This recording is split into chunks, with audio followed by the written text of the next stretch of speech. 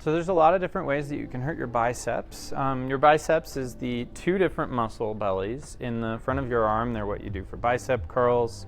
They help you bend your hand towards your mouth, and they help you bend your palm face up.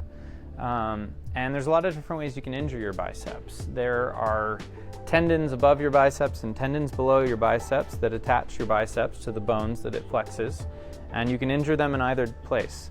Picking up something really, really heavy all at once can snap your biceps in the distal portion. That's called a distal biceps tendon rupture.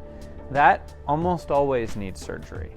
So if you feel a really tight snap and then you have trouble picking things up, then you might have a biceps tendon rupture at the distal end.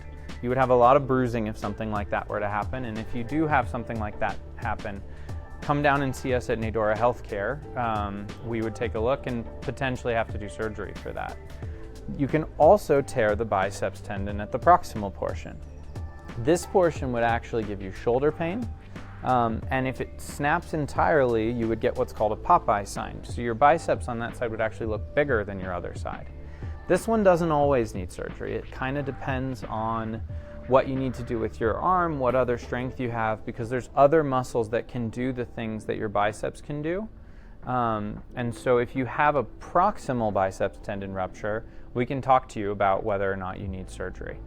Other things that can happen is a lot of people with shoulder pain, especially as we get older and put more wear and tear through our shoulder, can have biceps tendinopathy in the shoulder itself. And so on the inside of your shoulder joint, your biceps tendon goes up into your labrum, and that portion of the biceps can get very irritated. And so if you have a lot of shoulder pain, it could be a sign of biceps tendinopathy.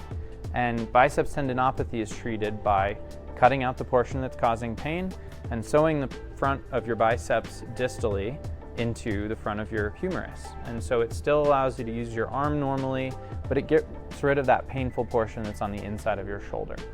So if you have a bigger biceps than normal, bruising, snapping, pain in your arm, anything like that, the first step would be to start stretching, see your primary care doctor. But if you're really worried about it and you're having trouble doing what you want to do, then we'd be happy to see you at Nadora Healthcare.